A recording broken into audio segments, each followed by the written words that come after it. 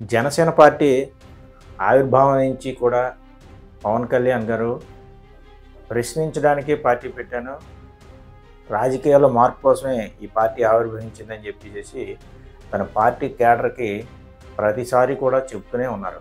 కానీ ఇప్పుడు సుదీర్ఘకాలం రాజకీయ ప్రస్థానంలో ఎన్నో ఒడిదుడుకులు ఎదుర్కొని ఈరోజు జనసేన పార్టీ కూటమి ప్రభుత్వంలో భాగస్వామిగా ఉండడమే కాదు, చాలా కీలకమైన పదవిలో ఉప ముఖ్యమంత్రిగా కూడా పవన్ కళ్యాణ్ గారు ఉంటూనే మంత్రిగా కూడా పనిచేస్తున్నారు. అయితే గత ప్రభుత్వ హయాంలో ఉన్నటువంటి తప్పుల్ని, వారి వైఫల్యాల్ని పవన్ కళ్యాణ్ చాలా పెద్ద ఎత్తున ప్రశ్నించడం జరిగింది. పవన్ కళ్యాణ్ కారణంగానే వైకుంఠ సీట్లకి దిగజారిపోయే దౌర్భాగ్య పరిస్థితి కూడా వచ్చింది. దానికి ప్రధానమైన కారణం ఏంటంటే జనసేన పార్టీ, ఆ పార్టీ అధినేత పవన్ కళ్యాణ్ గారి వ్యూహం కారణంగానే.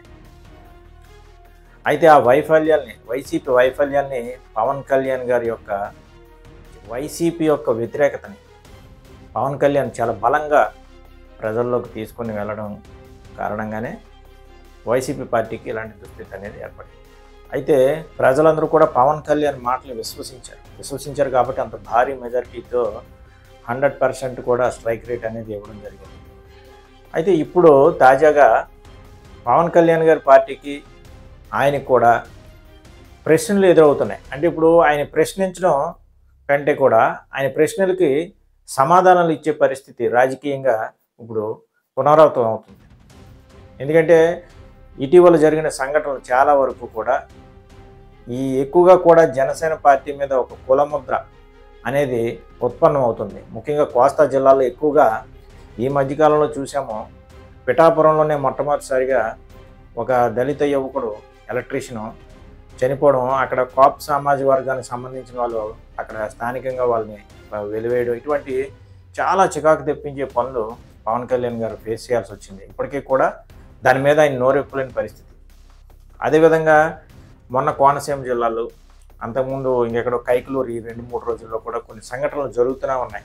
అక్కడ కూడా ఇదే దళితులతో కాపులు, వాళ్ళ యొక్క ఆధిపత్యము, రాజకీయము, అలాగే విగ్రహాలు, అక్కడ ఉన్నటువంటి జన సైనికులు కొంతమంది ఏదో దాడులు చేశారని, అంటే వాస్తవాలు ఇంకా బయటికి రావాల్సి ఉంది. అవి పోలీసులు కూడా బహిర్గతంగా ఏమీ చెప్పడం లేదు.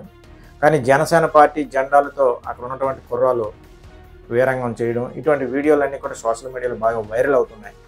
దాని మీద జనసేన పార్టీ కూడా అధికారంగా ఎటువంటి ప్రకటన కూడా చేయలేదు. కానీ ప్రశ్నలు ఎదురవుతున్నాయి జనసేన పార్టీకి, ప్రశ్నల మీద ప్రశ్నలు. అదేవిధంగా సుగాలి ప్రీతి కేసు, ఇవన్నీ కూడా ప్రశ్నలే. ప్రశ్నిస్తాం అన్న పార్టీకి ప్రశ్నలే ఎదురవడం వల్ల కొంచెం ఇంకా ఇబ్బందికరమైన పరిస్థితులు జనసేన పార్టీ ఈరోజు. అది ఇలాంటి పరిస్థితుల్లో జనసేన పార్టీ అధినేత ఎలాంటి నిర్ణయాలు తీసుకుంటారు, అదేవిధంగా పార్టీకి కూడా గాడి పెట్టాల్సిన అవసరం ఉంది.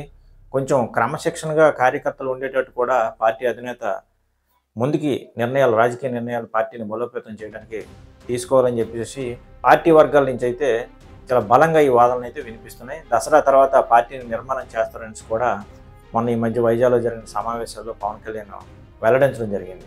అయితే ఇప్పుడు పెద్ద చర్చ ఏంటంటే జనసేన పార్టీ అన్ని ప్రశ్నల్ని కూడా జనసేన పార్టీకే వెళ్తున్నాయి. అన్ని ప్రశ్నలు కూడా పవన్ కళ్యాణ్ మీదే ప్రతిపక్షాలు చంద్రబాబు నాయుడు గారిని కానీ లోకేష్ గారిని కానీ ఎక్కువగా ప్రశ్నించలేనటువంటి పరిస్థితి మనకు కనబడుతుంది. ఎక్కువగా పవన్ కళ్యాణ్నే టార్గెటెడ్గా అన్ని రాజకీయ పక్షాలు కానీ మీడియాలు కానీ ప్రశ్నించడం జరుగుతుంది. ఇది కొసమెరుపుగా మనం చూడాలి.